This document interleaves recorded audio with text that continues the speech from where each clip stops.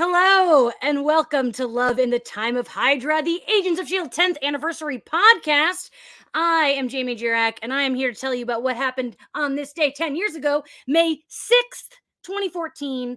I don't need to tell you that Happy by Pharrell was the number one song in the US. I feel like it's never going to end, the love for that song 10 years ago.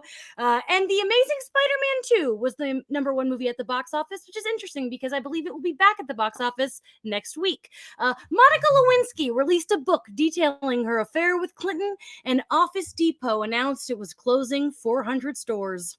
George Clooney turned 53, and Adrian Palicki, who some of you who aren't Tony know very well, turned 31. But the most important thing that happened on this day 10 years ago was Agents of S.H.I.E.L.D.'s 21st episode, Ragtag, aired on ABC at 8/7 Central. I am here with my co-host, boyfriend, and level 1 Agents of S.H.I.E.L.D. fan, Tony Paletto. Hi, Tony.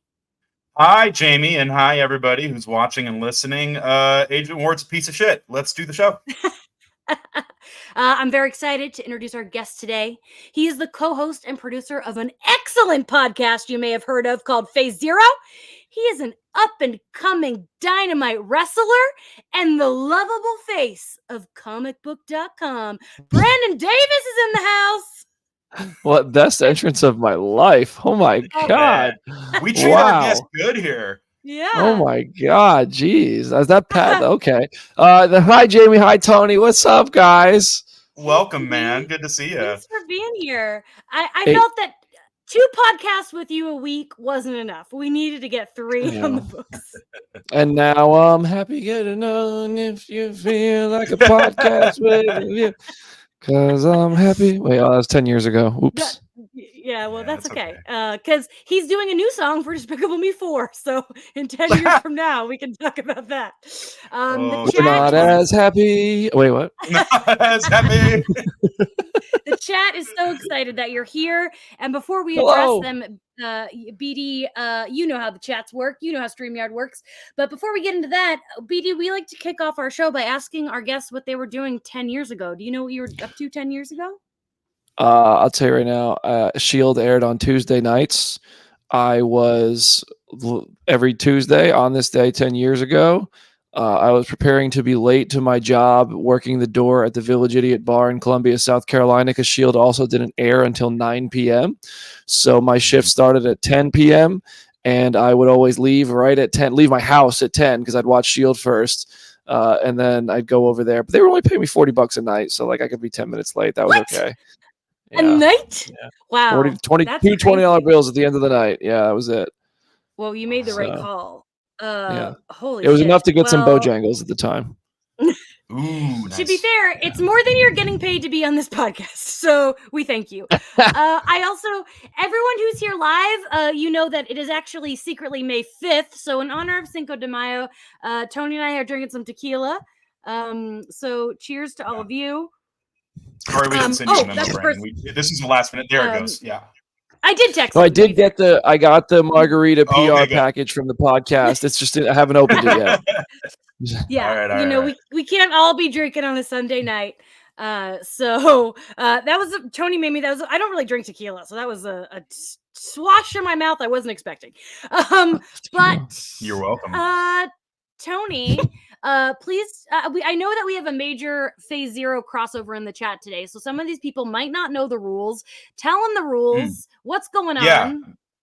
Yeah. So, guys, all you have to do in the chat is if you're gonna say something regarding anything happening after this episode, just write spoiler alert, and that's. I'm not in the chat, but there may be people like me, hopefully, who are watching the show for the first time, episode by episode, once a week on its anniversary. So spare them any spoilery stuff by tagging spoiler alert. Normally, this is when I tell you that our producer, Maria, will find you and stab you if you spoil anything. But Maria is not with us today. Jamie is doing double duty as lead host and producer. And Jamie, I also know, is a very sweet person. So but don't spoil anything anyway. She's not going to stab you, but please just don't spoil things. I'll take it the other direction. I'll start crying, and no one wants to see that. Yeah, if you spoil anything, Jamie will cry, and then I'll cry, and then Brandon might cry, and then the show's ruined. So please don't. You don't. Yeah.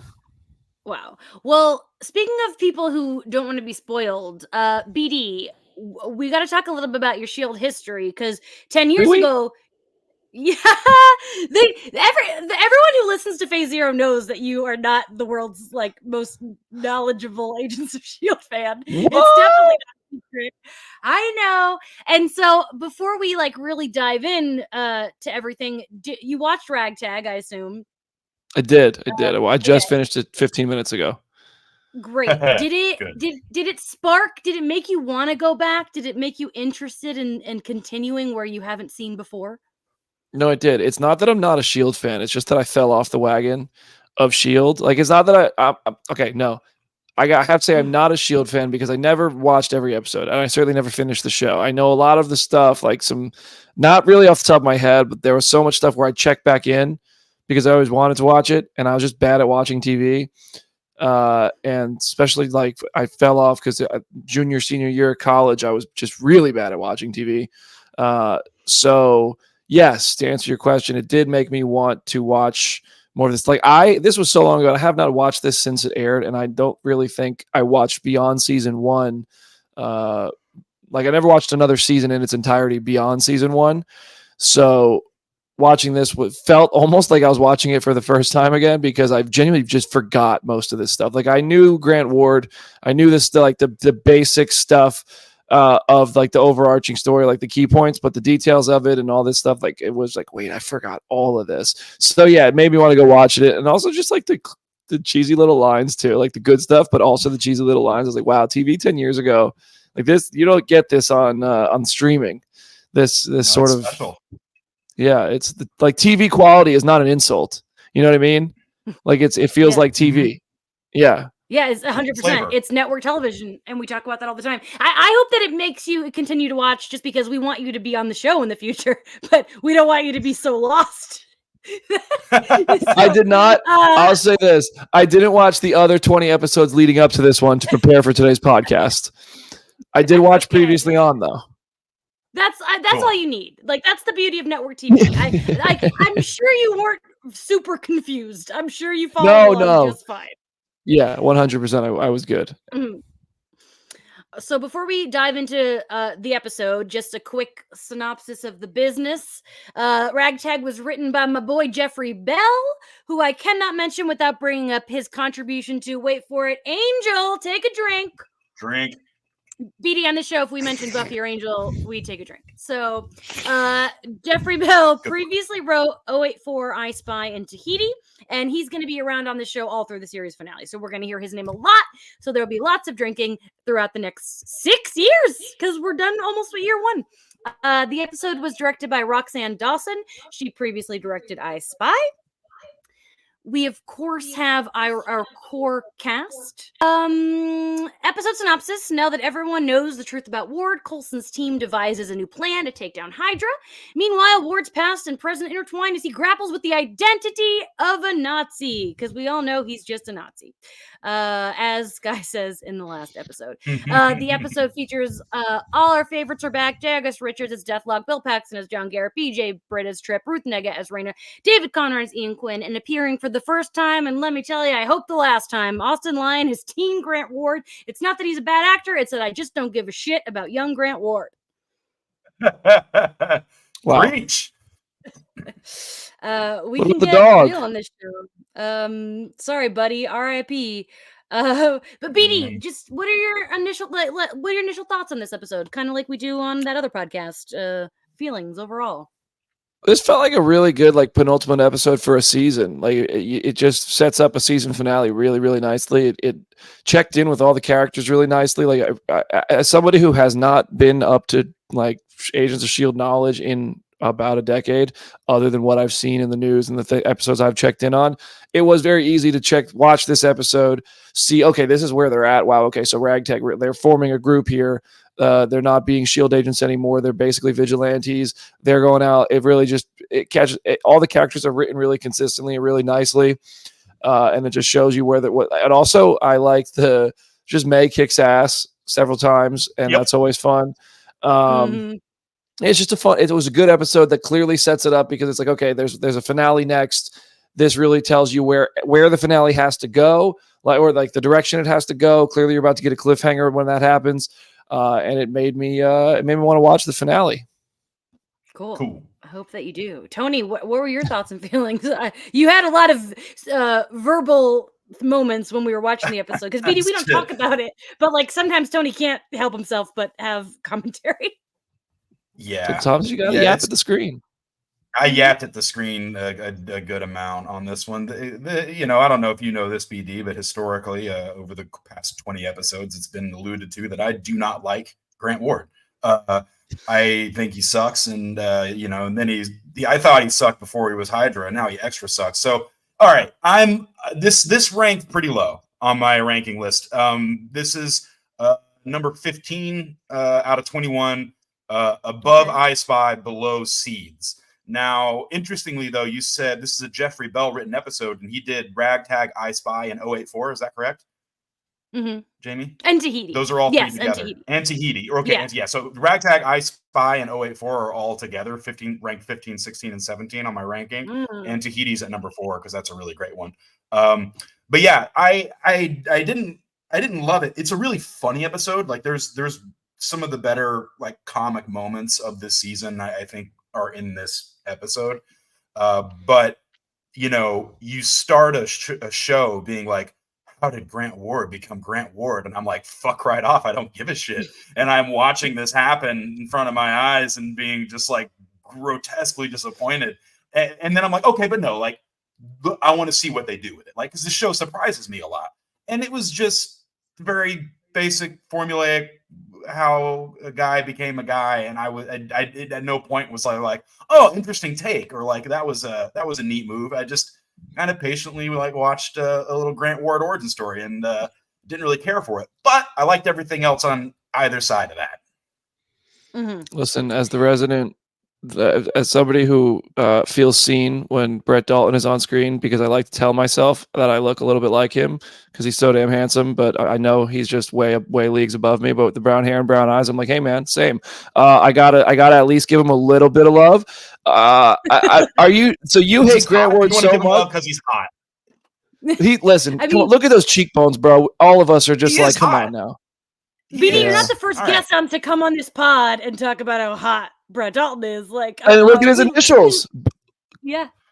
BD. Uh-oh. I see. You found I got it. So maybe Grant Ward fans are a spectrum, and if you have the same initials as the actor and love his cheekbones, you are where I am, and if you don't, then he sucks. So everyone seems to probably hate Grant Ward. Then, man, I didn't know you were that much of a. That's fair. I understand where you're coming from. Mm-hmm. It's only gotten worse. It started as a seed and has grown into a tree of contempt. Yeah.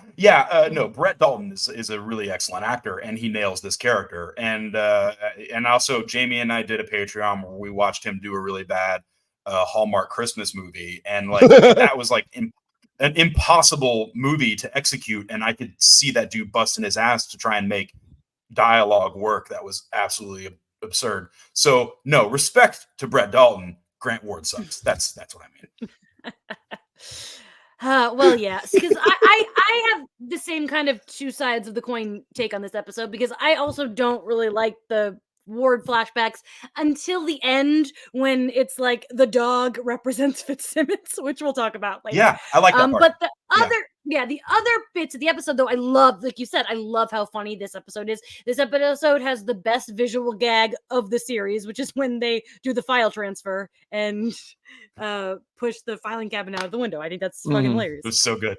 Yeah. Big old download. Large transfer. Yeah. Large transfer. So I do like this episode, but I haven't done my ranking, but it wouldn't rank high for me either. But I do really like it. For a penultimate episode, it's getting us along, and we should just like dive in to talk about this episode. You guys, with my rundowns, I've been getting lazier and lazier each week. Now I just copy and paste the notes I take during the episode. Now you understand where I'm at 4 years into phase 0. I do really work smart, not hard. All that BD does. Mm-hmm. It's been eye-opening how much it takes to just schedule and get a podcast ready. We love 4 it. years. Yeah, I thought those rundowns wrote themselves. Weird, crazy. Every once in a while, I'll wake up and like Peter or Aaron or Jenna sometimes will throw stuff in there. Jamie says sometimes will throw stuff in there. Aaron has surprised me and filled him. And I'm just anyway. That's all. That's some behind the scenes off topic. But rundowns suck. Like they're not fun at all. No, and the thing is, like Tony can't do them because he doesn't know what's happening. Oh yeah, so, right. Like we cannot share the load. It has to be me. Yeah, these are all you. Wow. I can do the Patreon good work. episodes that are unaffiliated, but yeah, it's all Jamie. Wow. Snowbat in the comments. The tequila. Wow, I swear I've had 3 sips. That was not a tequila thing, but it was about the tequila kicking in. Oh God. All right. Okay. Focus. We're restarting. The scene opens. Opening scene. Ward's in juvie. It's like 15 I mean, what did I years say? ago. Did I just go, Jesus Christ? Like as soon as this episode starts? Yeah. I don't remember. He was not it. And then I will say this is like Tony did say out loud, like good casting. Like this kid does look like Brett Dalton. I don't know like how he turned into him overnight in the woods, but we'll get to that. We learned a lot here. We learned that Ward burned down his house. His brother was inside. He claims he didn't know. And Garrett gives him this one-time offer: stay in juvie or come work for me. And then as soon as he says yes, the SHIELD SWAT team comes in. They take him, and that's how we learn. And then Garrett gives him the advice: don't trust anybody ever, especially me. BD, when this opening started, were you so lost? Did you have some idea of what was going on? I had an idea of what was going on. I thought, hey, good job on you, Bill Paxton, for delivering these lines with such conviction, because they were kind of basic. Like the don't trust anyone, especially me. He puts his hands on the table. He gets real calm. He's like, it's going to be really hard, but it'll be fun and stuff like that. I really didn't even remember Grant's origin story. It's been so long since I watched this. I was like, oh, that's right. But the brother inside thing was a nice little like, does he have a little dark side? Did he know? But then I think later in the episode kind of really proves which way he goes on that. Because he's a complex, layered, very interesting character, right? You heard it here, BD, number 1 Ward fan. Oh boy, so complex and interesting. Yes, I just thought, I agree. I mean, just Paxton just really knows how to relish a scene, regardless of how elevated the writing is. He's gonna make it. He's gonna make it pop. It's a pretty decent opening. I do really like when the SWAT team comes in, and I just like any time where a really surprising exhibition of power comes flying into the scene. That was really awesome to see Bill Paxton have fun with that. Yeah, and then we get to the poor team. They're assembling in the motel. Study group. They've got their pathetic paperboard chart and it was like connecting everything. Did that help you, BD, when they're like, and this happened in here? Were you kind of grateful for that? There's no way that's help anybody. Are we allowed to curse on this show? Yeah, absolutely. Yeah. Not at fucking all. Yeah, that did not help me at all. It did. It certainly gave me like, that I remember that. Okay, yes, I guess in that regard, but it didn't help me in the placement of this episode at all, not even a little bit. Kind of reminded me of like trying to make a YouTube video for comic book. It's like, oh wait, here's this thing. I got to make this make sense. Yeah, it's the Charlie meme. Okay, so they've decided Skye put a Trojan horse in the tech, but they got to go to the cybertech office. They have that cute moment where Fitz is like, "We're vigilantes." Coulson just wants his plane back, and poor fucking Fitz is still making excuses for Ward. This poor sweet boy. Why? He's a good boy. He's the goodest of good boys. The goodest boy. So bad for him. He's just like a little dog that was once friendly to Grant Ward. He's just a dog.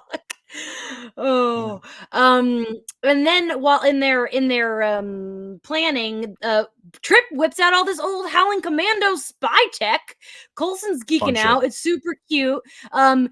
Tony, so there's a thing that Tony and I, every time anything mentions an EMP, they usually immediately explain that it's an electromagnetic pulse. So Tony and I looked at each other, but they didn't explain it. At episode 21, how am I supposed to know? Shield now trusts that we know what an EMP is. It's one of my favorite things. Somebody says EMP, and another person goes EMP, electromagnetic pulse, and I really want to like account how many times that's been said in the movie because it delights me. We know now. I like that Agent of Shield knows that we know. Mm-hmm. They have explained it in the past, I'm pretty sure, but now we've moved beyond that. BD, what did you think about this Howling Commando connection? Because obviously, like, you may not be a huge Shield fan, but you're the biggest MCU greater fan. Yeah, I thought it was cool. I mean, it was obviously a moment where I was like, oh, this is like when they were trying to make, like, Marvel TV and Marvel Studios were still trying to, like, Marvel TV was still certainly trying to be part of the MCU, while Marvel Studios had not yet been like, hey guys, stay in your corner over there. That's like a separate little thing. So that it was cool to like have that callback, Captain America and all that. It also just clear, like, it's clearly well written. Clark Gregg or Phil Coulson consistent. Because he's the biggest Captain America fan, he would geek out over that stuff, and Clark Gregg does such a good job playing that part. Because like he plays it kind of like if one of us were presented with a bunch of movie props, we would identify everything in that box. We'd be like, oh my god, that's from this movie. Oh my god, that's this thing that guy used at that time. And he plays it just like it's so good. I think Clark is so good in this role for those things. It's just you, BD, opening one of those fucking cool statues behind you. It's just one of those videos you make of just like yeah. And I'm like, oh yeah, this is 100%. Yeah. So Clark Gregg's Phil Coulson spirit animal right there. Yes. 100%. All of us. Tony, did you have anything else about that spy business? I thought that was so fucking cute. I laughed my ass off when him and Trip locked eyes, and just like we both geeking out about this. Like it was precious. I really enjoyed this. The comedy beats in this episode are really on point. Truly one of the, I think, funniest episodes maybe of the series, but it's not always a funny show, so it can get pretty sad. So we got the cyber tech infiltration. Tony, I knew loved when Phil and May were pretending to be Fitzsimmons Theo Tittle. And I'm sorry, did he forget what his character was for a second there and drop a kooky accent on one of his lines? Phil Coulson got really carried away in the undercover. It's because Fitz was in his ear, so he just like adapted Fitz's accent accidentally. That's what it was. Okay, that makes sense. Oh, I just thought Clark Gregg got a little too excited about playing a professorial character and threw on the crazy accent. All right, that makes sense. Okay, that was a great scene. It was so good. It's so funny. And May, I should say Ming as May, crushing that role too. Like she's the badass one, but you do remember she is still a spy and she knows how to be undercover.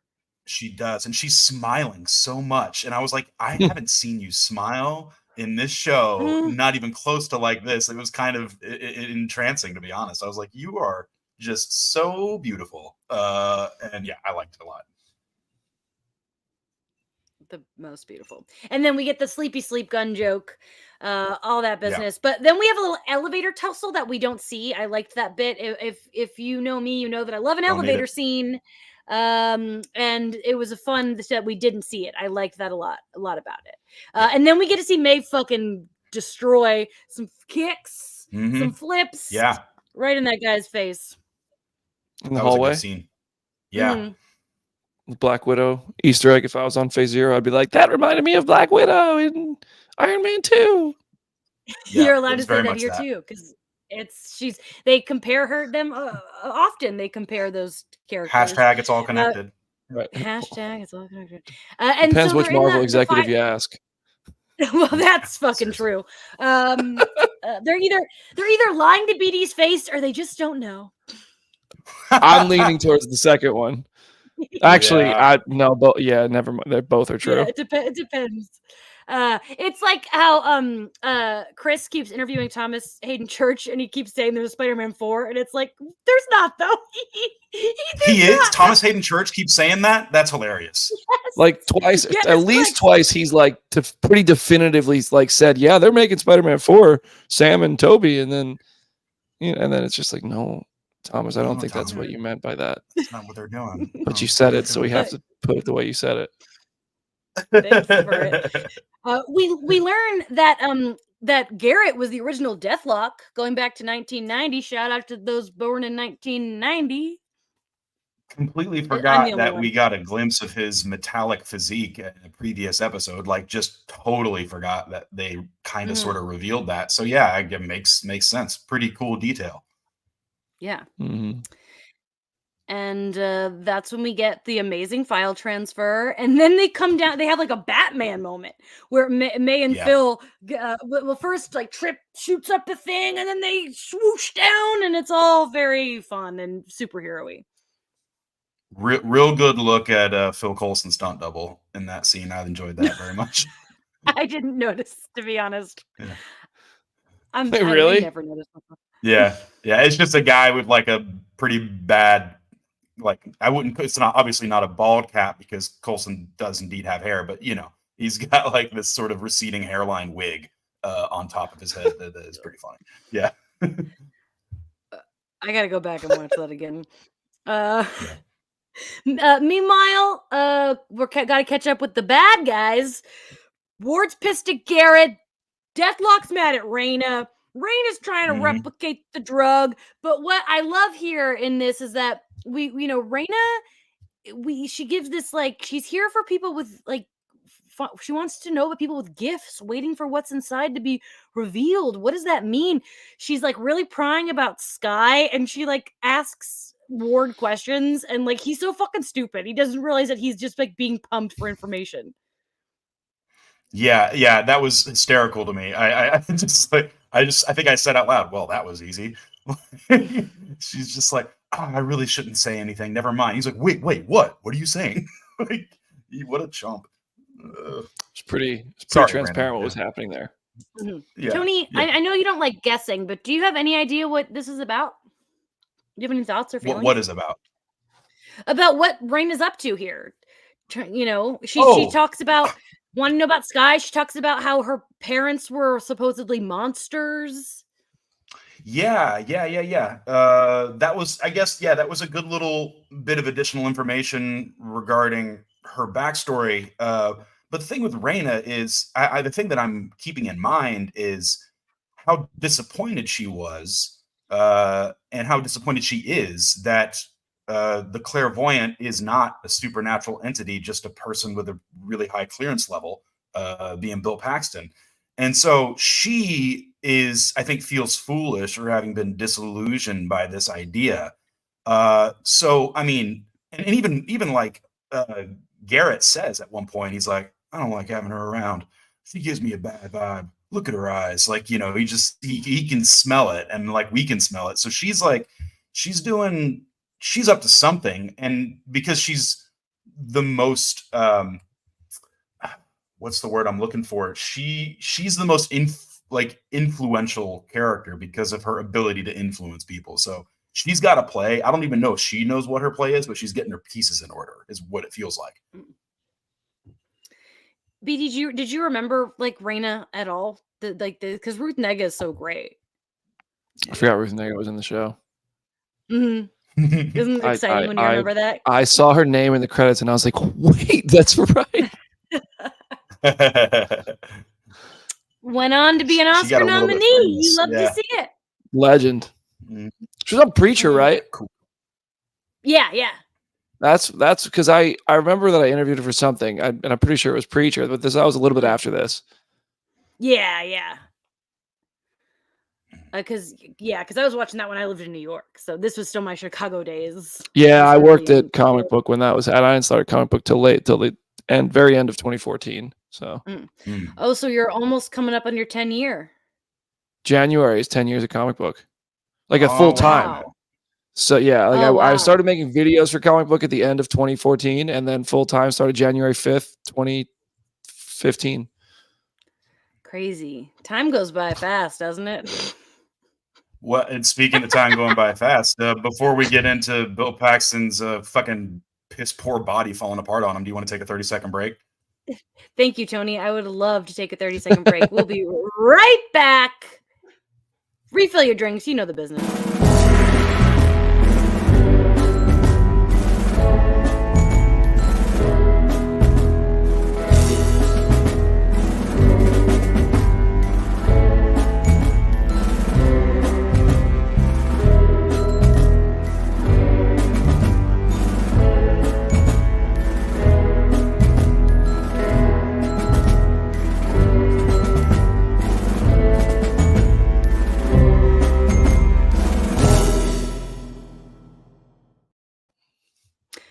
Welcome back to Love in the Time of Hydra. We are here with Brandon B.D. Davis talking about Ragtag.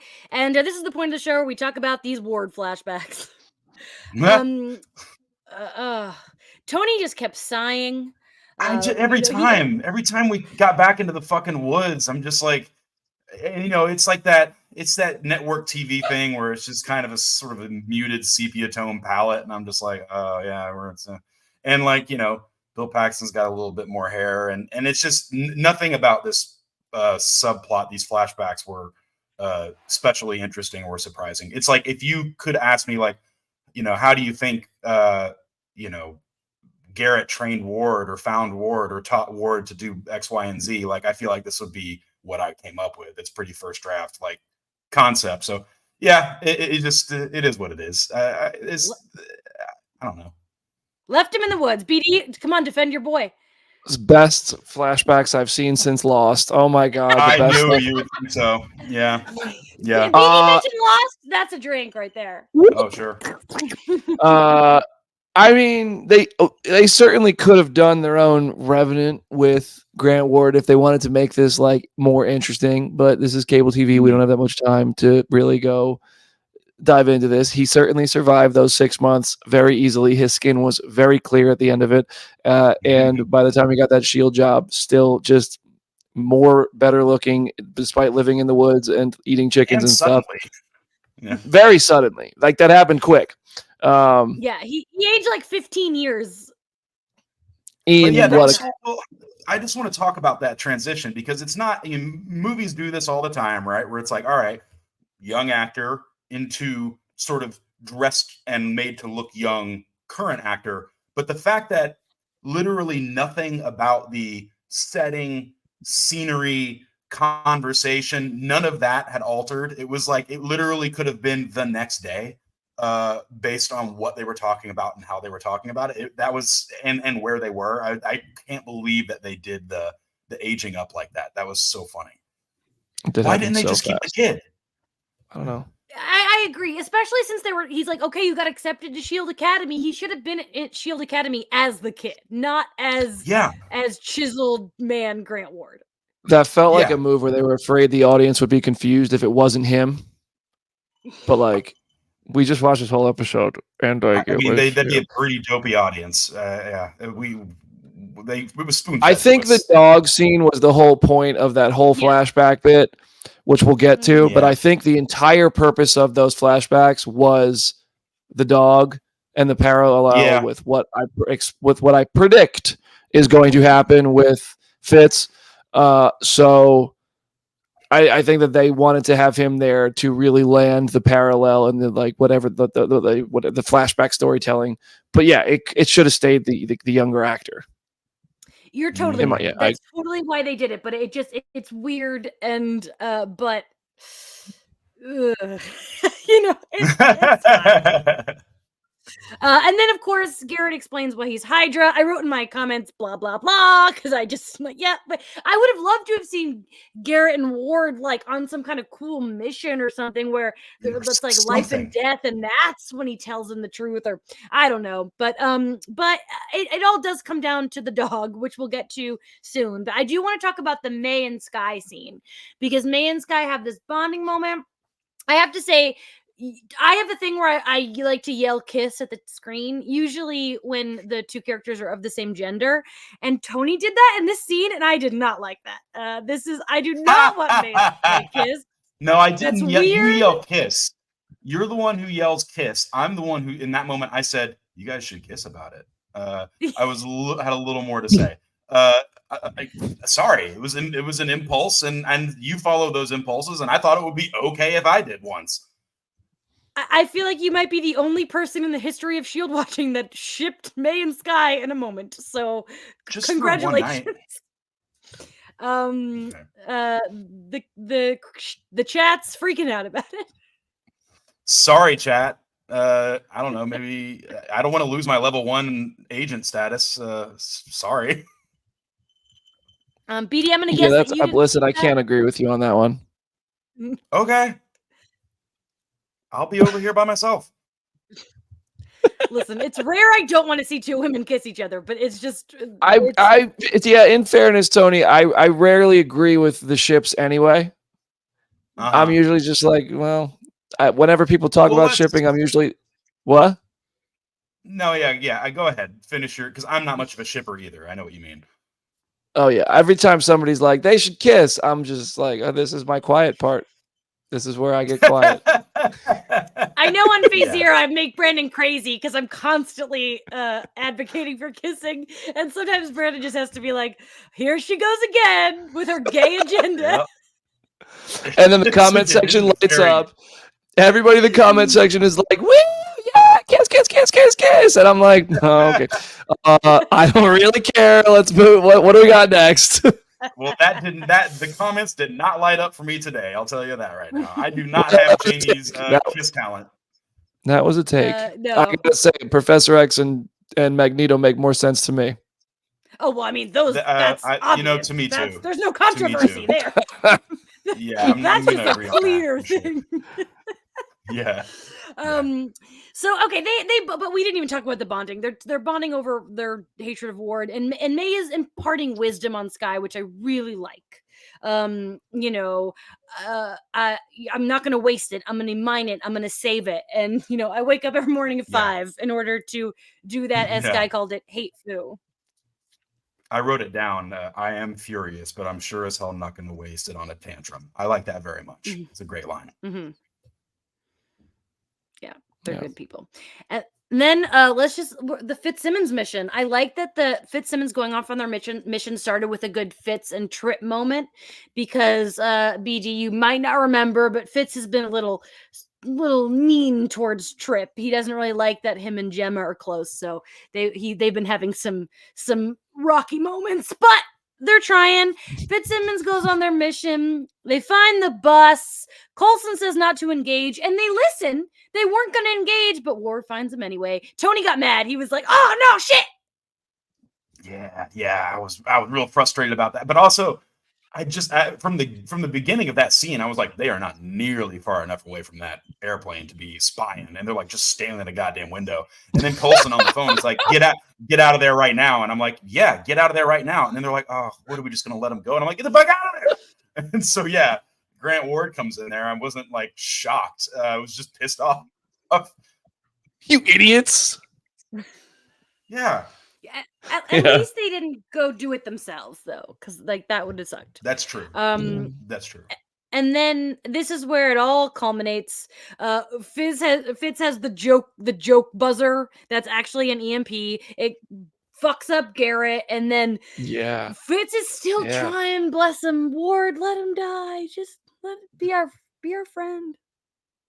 Fitz is willing to go to the fucking grave all the time, which I mean, and we've seen Gemma do some pretty selfless stuff too. But like, anytime Fitz gets in trouble, he's instantly kind of like, "Fuck it, I'll die for Shield." Like he's so goddamn, he's so loyal. Like we said it, he's the goodest boy, and he really, really is. The EMP move was pretty clutch though, and he had a cheesy one-liner there because he was like, he said he's always joking around, Fitz, and he's like, "Frick, guess the joke's on you now." Bitch, it was great. Great Fitz impression. I can't believe you didn't try to do the Scottish accent. I'm shocked. No, I won't. No, I couldn't. I couldn't possibly. Don't tempt me. Well, the crowd loves a BD accent. So, do they? This is something I did not know. That's exciting. I do way too many. Oh, that's enough. That is That's just a enough. random. That's That was nobody just in the British. show. That was just, I don't know, Tom Holland came out for a second. Oh my I god. don't know if that's true. Ooh, getting Mm. off track. Listen, this is where it all comes down to he's got to shoot the dog. He doesn't shoot the dog, but then does he shoot the dog? They don't really 100% make it clear. I think he shoots the dog. BD, do you think he shoots the dog? No, he didn't shoot the dog. He better not shot that dog. Grant Ward would never. What did I say every time we went to the flashback? Because so Bill Paxton leaves him. He's like, all right, you can have Buddy, and leaves. He's like, I'll see you in a couple of weeks or whatever. Leaves him the dog. I instantly said Grant Ward's gonna eat that fucking dog. Like I was not putting it back the whole time. I was like, I never had that thought. I thought he would eat Bill Paxton before he would eat the dog. I just feel like I've just been very angry at him retrospectively and common sense wise. They're not going to do something like this on that show. But every time they cut back to him struggling to survive or whatever, I was like, he ate that dog. So anyway, can I shoot that dog? Can I shoot that dog? Can I shoot that dog? Oh no! I think he didn't shoot the dog. He shot up in the air. Doggy ran away, and that's a metaphor. Or if he did shoot the dog, he regrets it because he's got a heart and he's a very layered, complex, and interesting character. So, therefore, he may have shot the dog, he regrets it, and therefore, that direct reflection that we're seeing in this fantastically written episode, of course, is that when Fitzsimmons is in trouble, he says, "Oh, I did the wrong thing once before. Let me fix it this time and save these people who care about me, and I care about them." Or I'm just the same person I was deep down. I didn't shoot that dog. I'm not going to kill my friends. It's not a weakness, but I'll say it is. It was weird that he said it's a weakness when nobody was listening, which makes me wonder if my theories can be true. I don't remember what happened, but yeah. So, yeah. We'll talk about it when Charlie leaves the room. Listen, shoot the dog, not shoot the dog. He dropped our best duo into the ocean. They have been dumped into the ocean, my precious Ocean babies. gated. That's it. Some people, are they? I don't know. They're in the ocean in a box, Tony. The thing has to float, right? They're not about to do they're not doing a little underwater tour. We're gonna science out of there somehow. I'm sorry, I'm not really worried about them. They're gonna be fine. Yeah. But I think the choice is interesting because whether or not he shot the dog or not, he's at least exhibited that he has difficulty killing someone he's developed affection for up close, right? So this was a passive way of killing the dog. This was a passive way of killing Fitzsimmons. So, I like that they didn't show when we see last time we see the dog is in the scope, and I like that we didn't show the gunshot. It was a nice suspense device. I kind of like to believe that we'll see next episode that he actually gave them a way out. That something about that cargo hold thing that dropped into the ocean, they're gonna figure out it was actually more of a rescue than it was a murder. We'll see. But yeah, pretty dramatic move dropping them in the ocean. I like that analysis, and to me, it means that Grant Ward is complex and layered. Wow. I want to hear more adjectives about Grant Ward if you got it, because I've heard complex, layered, interesting, compelling, complex, handsome. Sure. Thoughtful. No. Troubled. Well, okay, we're done. Troubled will give Troubled is good. Yeah. He was thoughtful to not kill them right there. That was thoughtful, wasn't it? It's very Dr. Evil of him. Oh, I like that comparison. Yeah.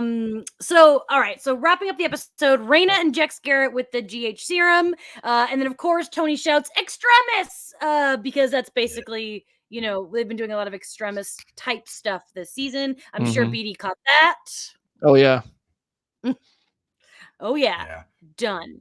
And then they ask, what are you feeling? And he says, the universe. So I don't know what's gonna happen with Tom Garrett, but I bet it's gonna be crazy. What does that even mean? Yeah, thank you, Brandon Davis. I was wondering that myself. Like, what does that mean? I don't know. I'll I'll tell you, it's a very good Bill Paxton line, but I don't understand what the fuck he's talking about. I've never heard anybody, Coulson got the juice, Sky got the juice. No one's ever said anything about I feel the universe, so I don't know. But it was injected right into his little business, and also as the comments are pointing out, I hate when things get injected right into my business. He's just unhinged, I think, is what's happening. But I don't know. And then of course Coulson and them are in Cuba, and then they get bombarded with centipede soldiers, and then Tony said out loud, "How are they gonna get out of this one?" And I meant it. I wasn't just being facetious. Like that's a hard situation to be in. I hope it was in that exact voice. Yeah. No, dude. I'm really good at impressions, Jamie voice. Just right before that Shield logo hit the screen for the last commercial break. How are they gonna get out of this one? You 100% know that is just how Jamie talks. Anyway, moving on. End tag. Ian Quinn is in DC. He's trying to sell 1,000 super soldiers. Okay, BD, before I say this, I want to ask you, when they were Glenn Morsauer, the general, did you recognize him? General Jacobs? He was in a lot of things as that same guy. I did. Wait. Right. No. I was just going to say, what did I just see recently? Exactly, because it's a movie you just watched for the first time. He was he was in First Class. Yeah. No, I remember that feeling too. I was like, why do I feel like I know this guy from Marvel, but not this show? And it's because we just watched First Class. And I don't know if he comes. I think he's in another episode of S.H.I.E.L.D. But that threw me for a loop, to be honest. Yeah, I think he just plays military guy in. He has loads of titles. Mm-hmm. Yeah, but I did. I had that.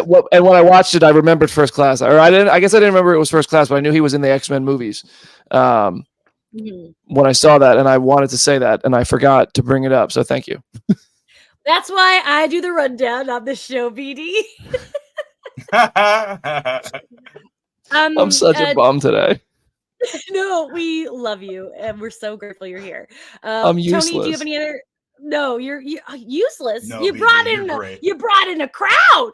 That's what we just want. We don't need anything from you.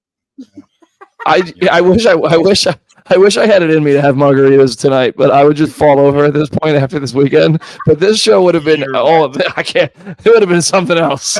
You would have been in one state. Next time I come on, I'm gonna be partaking. Yeah. Well, I don't have any more thoughts. Yeah. Great. So BD just declared he is going to keep up with Agents of S.H.I.E.L.D. so he can be back on the show. He confirmed. Yeah. He was exhausted enough to make that confession, and we're gonna hold him to it. Yeah, great. Shit. Yeah, you're fucked. BD, did you have any other general thoughts about this episode? I mean, go right back to what I said at the beginning of this. I've already seen the season 1 finale, but if you asked me to tell you what happens, I couldn't. I just don't remember.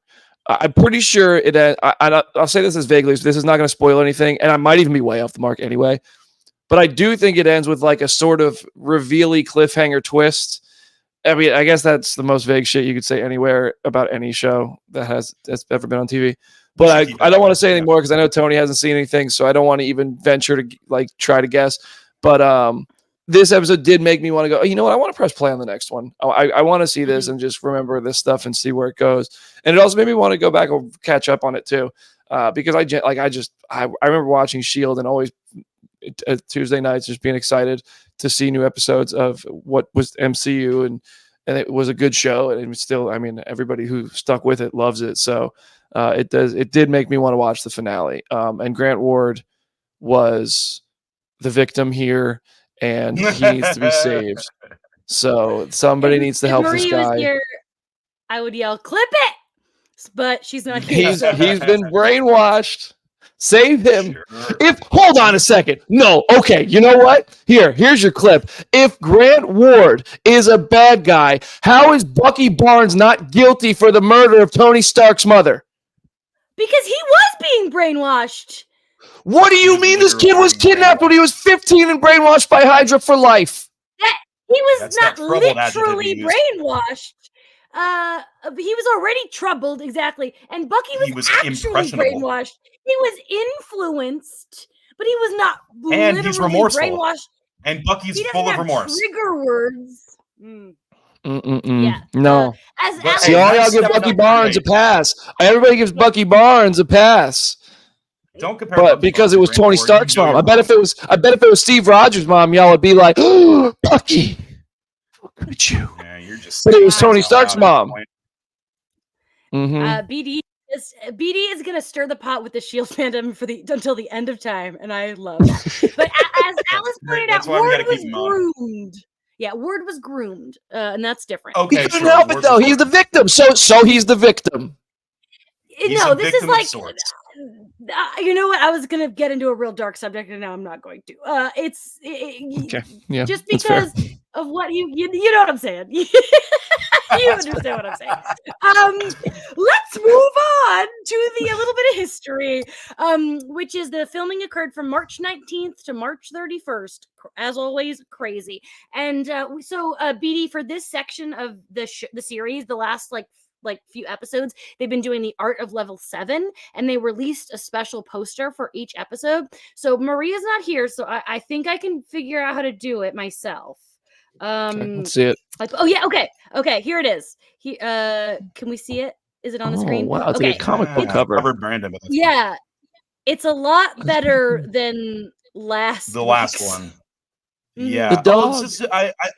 Yeah, there's Buddy. I like the design a lot. That's Mhm. pretty. That's actually really. I like looking at this. It's pretty neat. Yeah, Do they all look not like bad. comic covers? No, it's a mixture. Like one of them, Okay. the Providence one is very much looks like a poster.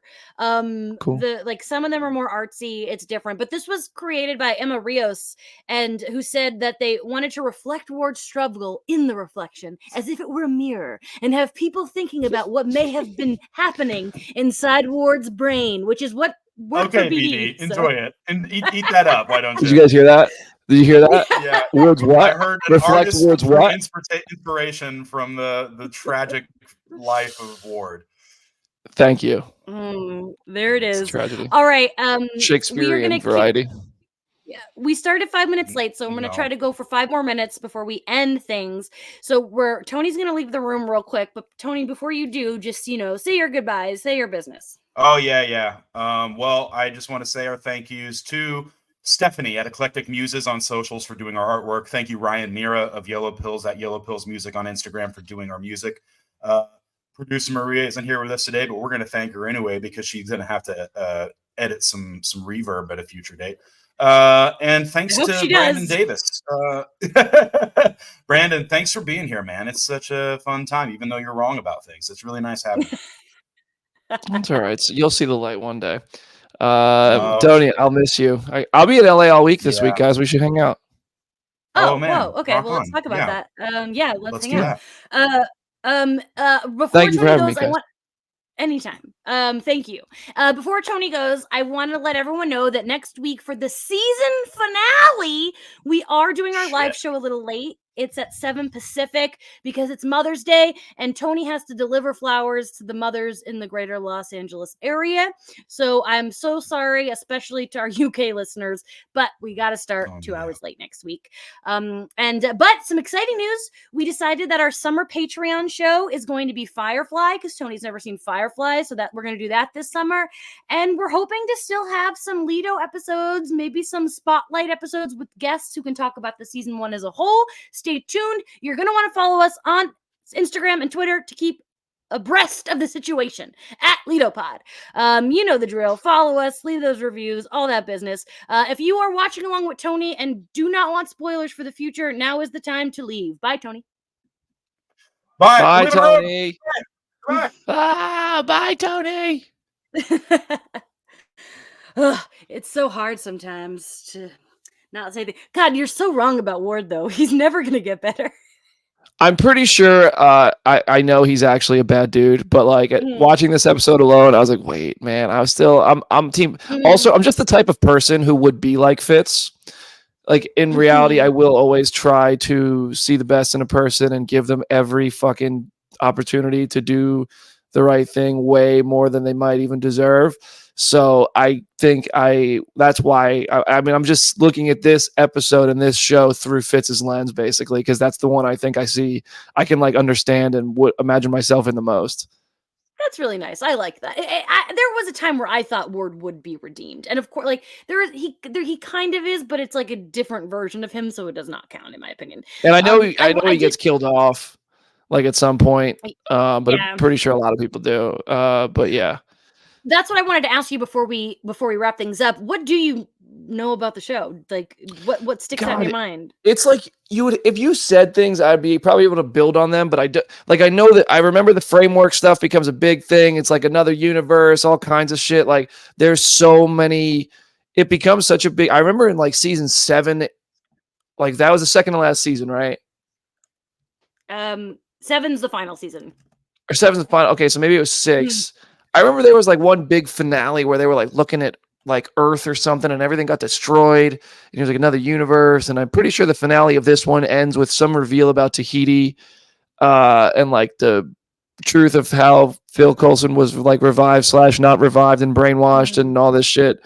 But it's also, I genuinely, it's so vague, my knowledge of this. I know like Lady Sif is going to show up down the line. That wasn't season 1, right? No, she already showed up. She'll show up again. Okay. She's in one more episode.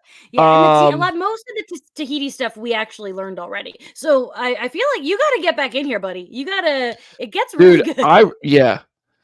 Basically, my Shield knowledge was like back in the day when the comic book was very small.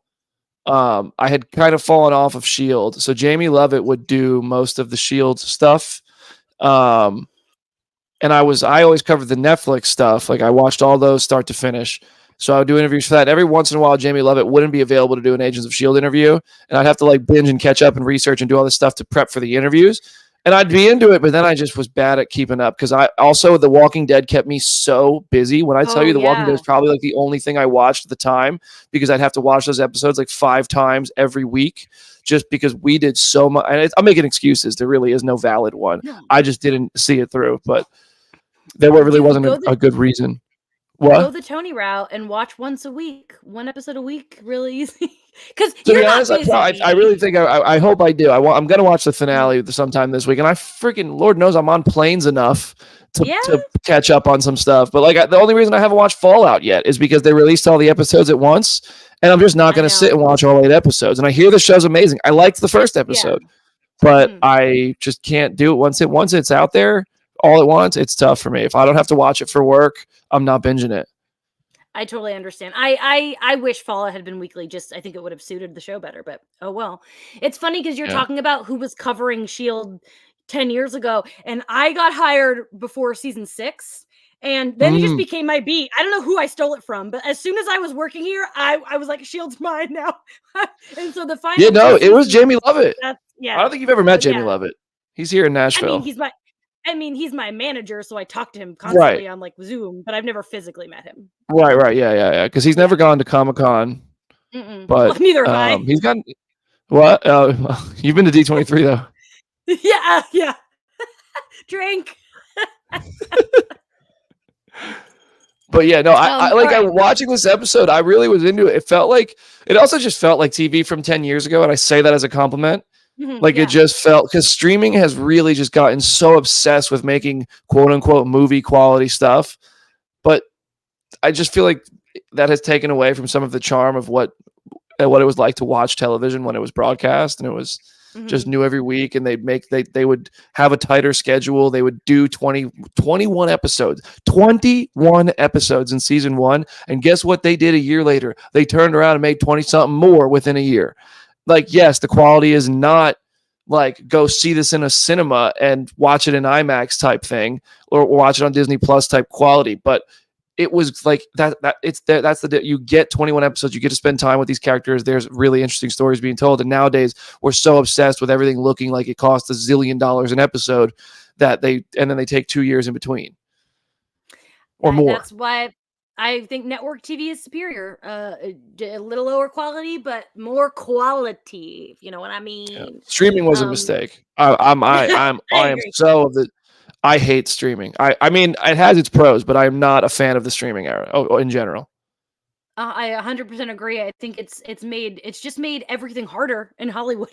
Things aren't getting made. It's not good for the writers, the actors. It's just I'm hoping we're in a growing phase decade, growing pains where like eventually it will all level out, but it is rough. It's not even good for the studios. Yeah. Like it's not even good for the greedy people making it. Mm-hmm. They're losing money. Like Disney Plus has yet to turn a profit. Wow. It's crazy. That's so crazy. It's crazy. But that is why we are living in 2014 on this podcast. So that we oh my can God. pretend. Just imagine waking up and it's 2014. I tweeted that about 2008 for when Iron Man's anniversary the other day. But imagine waking up in 2014, you could just be like, wow. Okay, look around. Simpler times. Truly. For sure. Truly. Well, BD, it was an honor to have you on the show. Do you have anything you want to plug? Anything you want to mention? Any other great podcasts that you host? I host a podcast called Phase Zero. There, you might every once in a while, if you're a huge fan of this show right here, you might see a familiar face there. I don't know, like what more a lot to say, but so there, yeah, Phase Zero. We do episodes talk Wednesdays. About Phase Zero on this show. We just can't talk about this show on Phase Zero. Oh, right, that's right. Yeah, me and Jamie, it's been almost. Yeah, you've been there since pretty much the very beginning. Essentially. Yeah, I was the first episode. Right. Boom. So. And Aaron and Jenna came on really quickly after that. But yeah, we were on that first episode of WandaVision, January 21st, 2021, or January 15th, 2021. And we've been doing it since then. So we're halfway almost through season 4. That's insane. But yeah, we do that. I imagine a lot of people who have come here with you are, they've been on Phase Zero with us. If anybody doesn't, I'm sure there's plenty of people here who don't. Come check us out. We have fun. We talk about Marvel. And also, I don't know if you're a wrestling fan. I don't have any matches booked right now, but I have started officially traveling the country as a professional wrestler. So I was just up in Chicago. I did a match with NWA. I lost, but hey, it's a learning experience. It was I made my mistakes in there. I took the L, but I learned from it, and we move on. But yeah, so that's pretty much it for me. And honestly, the one thing I do want to say, I have to go back to Phase Zero for this, but the Ross Marquand episode of Phase Zero that we did, Ross came, he sat right here in this very chair. We talked for an hour, and I'm really proud of that episode. I love Ross as a human being. I think he's one of the most kind individuals, which also he's incredibly talented, but I put his kindness above all else. So check that out because I've known Ross for almost a decade now, and he's a great guy. So check, and yeah, and could please continue watching S.H.I.E.L.D. with Jamie and Tony because God, they love this, and I know how, like, I think it's awesome. I think it's so fucking cool you guys do this together. I think it's so fun that you guys like do a podcast together and just have something to do every week as a couple and as fans together. I think that's fucking awesome. So yeah, props to everybody who's here to support that as well. That's so nice. Thank you. Yeah, BD, I can't wait I want you to wrestle here in LA so I can see it because I want to watch the shit out of you. Oh yeah, I'm trying to get one in Pomona this summer. I'm trying to get. I want to get a match in Pomona. Let's go. I'm ready. All right. Well, you heard it here. Watch the Ross interview because it really is awesome. The fact that he came to your house is like so badass. It's like really cool. So cool. Weird. What a cool dude. Talented dude. Professor X himself. Thank you so much to everyone who's listening. Don't forget to tune in live for our season finale, May 12th at 7, not 5, 7. But if you can't make that, the episode's dropping on all major platforms on May 13th, and then we're done with season 1. We're 1 year into this 7-year journey. It's fucking crazy. And in honor of Mother's Day being our final episode, I will end this show the way BD always ends a show. Play the show for your mom, everybody. Good night.